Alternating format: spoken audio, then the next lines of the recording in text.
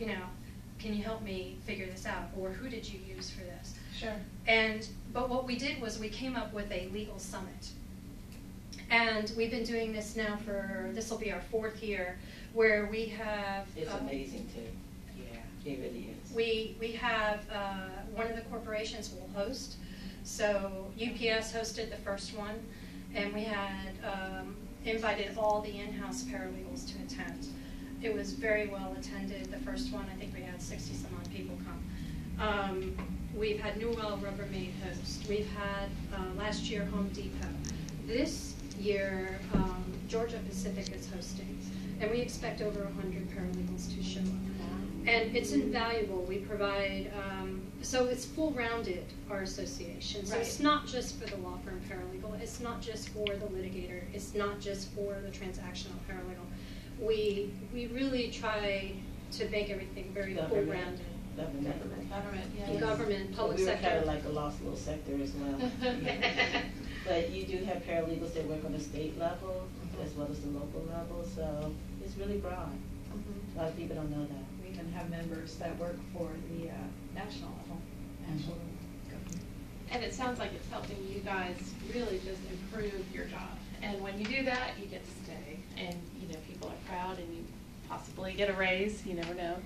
But it sounds like you're getting well-rounded in all areas. So that's just great. Now, speaking of the job, so if an attorney is actually looking for a paralegal, is that the place where they would come? Would they come to see you guys that you could refer, or do they go somewhere else?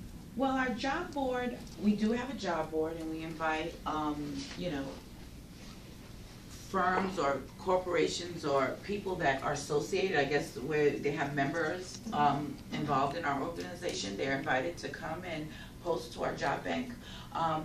Ideally, we believe we should be a resource. You know, we know that the job market is not the same as it used to be. So it is who you know.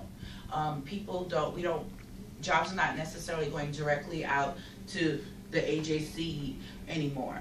They're like, hey, do you know anybody that does this? I'm looking for something. You know, we're talking to one another. And they'll, you know, Angela, I know uses it a lot. I use it all the time. Morgan is always. The HR department love me. They love me. So it's more the networking that the association provides to help the people know who to talk to. Yeah, it's all, again, this resource. We are, and we're just trying to get it out there that we are a primary resource. And to the extent, we actually have legal staffing agencies that reach out to us as paralegals. Cynthia, do you know? We'll get an email if you're in a network. You've been, you know, they pass you a flyer. Let me know. I'm looking for this type of paralegal. So it's like that. It's like I love that. Yeah. So remind our listeners you're listening to Atlanta Legal Experts, and we're talking here today with a group of ladies from the Georgia Association of Paralegals, all kind of playing different roles in different capacities over there and helping out that organization grow and helping get new members. Let's talk about technology for a moment and how that is important to your job. And we see it here every week on Atlanta Legal Experts, how a lot of these law firms are slow to adopt some of this technology. And that seems to be a trend going forward. So can anyone speak on that and how that's playing a big role in the environment today? It used to be in the 1950s that an attorney did 90% of the work, and he would have a secretary to type up things. But then as basically society became more legalistic and attorneys were needing to actually practice law and not just do all the administrative work, then they relied heavily on their assistants, which eventually became paralegals. And the main way that they did that was because of the technology. We have excellent case management systems now that allows us, where in the past maybe you could only handle 50 cases, now I can handle 260 cases because we are so well organized and we have everything at our fingertips. When I first started in this profession, everything was manual. I mean, everything was in a hard file with papers. You had to literally get up and go get a file. Now I can just pull up any document within seconds and, you know, be able to find what I need. So I think technology is key in this profession. And the attorneys don't have time to learn all the technologies. That really falls on us. We have to be up to date on all the new technologies. Now, I work in a field where we are contingency based, so it's not that important for us, but everybody else, they bill. So you also have to know all of the billing software if you want to get paid, you know, so case management and billing are like the big things.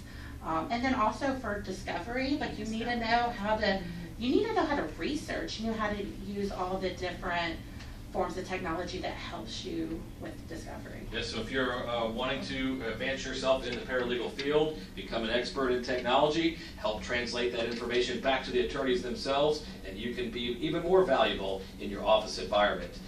And one other question, Emily, is, and Cynthia mentioned this earlier, you once had aspirations to be an attorney. Does anyone at the table have aspirations to take it to the next level and become a certified attorney? I think They're at the level. Yeah, that's right. We're the true professionals here. Well, we Yeah. all, I think maybe you consider it at some point, because I know I've gone as far as taking the LSAT and like, okay, am I, then I was like, you know what? I like my life. You know, it's like, you know, that 80-hour a day. I mean, we work close to it, but, you know, I like what I do. And, you know, it's like you, Angela used or maybe it was Cynthia, I'm sorry, the coordinating traffic, you know what I mean? Like making sure this runs, keeping the machine going. Right. Because they, you know, again, they're practicing law and we're making sure it happens. Right. I think it was you. Yeah. And quite honestly, to that point, instead of getting a law degree, I got a graduate degree in business, because at the core of me, I am a business person. I am, and I enjoy that. And when you spoke about the technology aspect, I mean, at the end of the day, you want to be as valuable and as effective as possible, right? So from a business perspective, I'm not going to say we're cost centers, but yes, we are, in some regard. But you want to have the technology, you want to have the leadership. You, as a paralegal, your attorney does depend on you to help make some business decision. What vendor should I utilize for this project? You know, what software should we purchase? You know, who's going to schedule the training? I mean, it's quite a bit, and all of that is business. So one of the things, Emily, you asked earlier about what makes a paralegal really valuable, in my opinion, is being that go-to person, being able to articulate in any given circumstance and really have the answer. And if you don't know the answer, it's okay to say, I don't know, but let me get back to you. Be that person, say, let me get back, and you actually have an answer. And then go to your fellow members. Right, and then find go to your out. well, yeah, that's how you're going to find out.